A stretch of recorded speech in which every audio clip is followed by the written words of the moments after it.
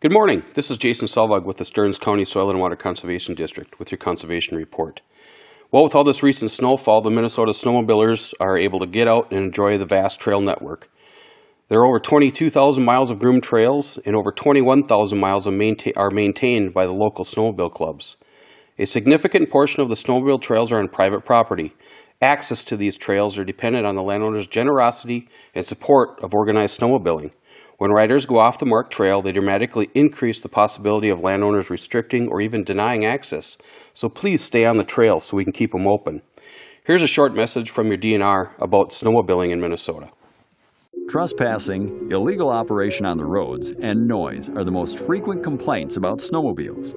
This is DNR Conservation Officer Leland Owens. I want you to join me in being a safe and responsible snowmobile driver.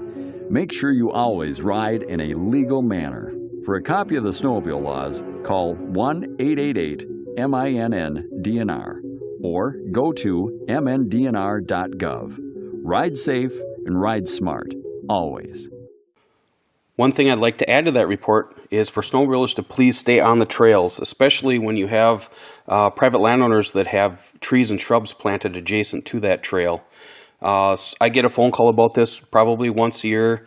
Snowmobiler went off the trail, ran over a bunch of trees that were planted and killed them or broke them off. So if you can please stay on the trail. Think about that landowner. They put a lot of time and effort into doing those tree plantings, and they like to keep them alive, and there's a reason that trail is marked. For those landowners that do have trees planted adjacent to a trail, we do have trees planted, keep off signs available. They're 12 by 18 heavy gauge aluminum yellow sign with black lettering. We have those for sale at the Stearns County Soil and Water Conservation District. And you can look at that sign at www.stearnscountyswcd.net.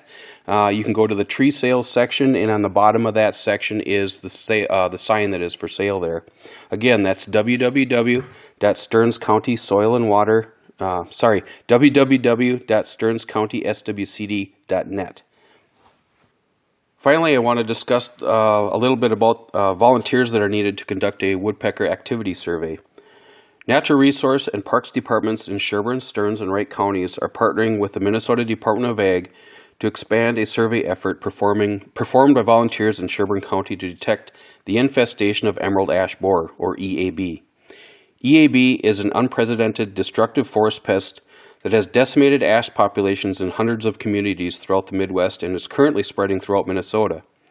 Most recently, an infestation was confirmed in Wright County.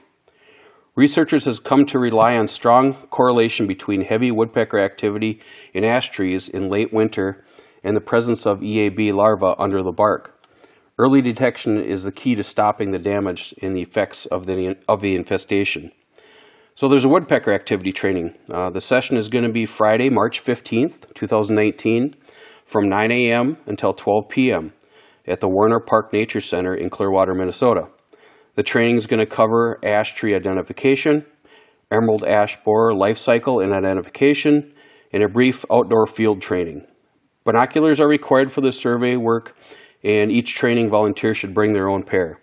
If you're interested in volunteering, please contact Gina Hugo at the Sherburne Soil and Water Conservation District at 763-220-3434. That's Gina Hugo at the Sherburne Soil and Water Conservation District at 763-220-3434. The registration deadline is March 14th. Emerald ash borer is here and has been identified in Wright County.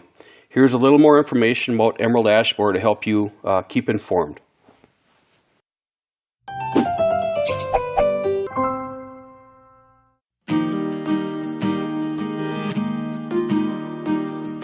It can be difficult to tell if an ash tree is infested with emerald ash borer, but by looking at the symptoms, we can usually tell if it's likely that there is an infestation. The first thing that you're likely to see is canopy dieback, just meaning that some of the upper branches are dying. Emerald ash borer starts attacking at the top of the tree, and the larvae start feeding there, and it works its way down the tree over successive generations and years. It takes several years to actually kill an ash tree. So upper canopy dieback is one of the first things that we'll notice. The next thing that's really common with trees that are under attack by emerald ash borer is woodpecker damage. There's lots of larvae in the tree and food for the woodpecker, so they're attacking the tree trying to get at those larvae. The woodpeckers basically fleck the bark off, leaving the bark of the branches looking kind of pale colored.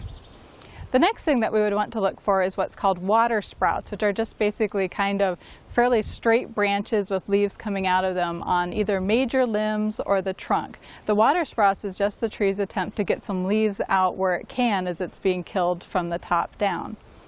The next thing that we will look for is those S-shaped galleries. Emerald ash borer leaves very characteristic S-shaped galleries right under the bark. So that's very indicative that it's indeed emerald ash borer. And then when we find those S-shaped galleries, we'll look for the actual larva. When emerald ash borer have been feeding for quite a while on a tree, literally the bark kind of just peels off because the larvae have been feeding on that tissue that's connective right between the bark and the rest of the tree. If you suspect there might be emerald ash borer and you want to look underneath the bark for signs of those S-shaped larval galleries, you can either use a pocket knife or something and peel back the bark on smaller limbs.